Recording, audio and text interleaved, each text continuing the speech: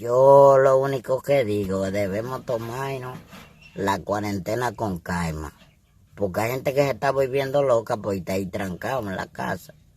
Por ejemplo, yo hace un rato estaba hablando con el microondas y la tostadora cuando me estaba bebiendo el café y estábamos los tres de acuerdo.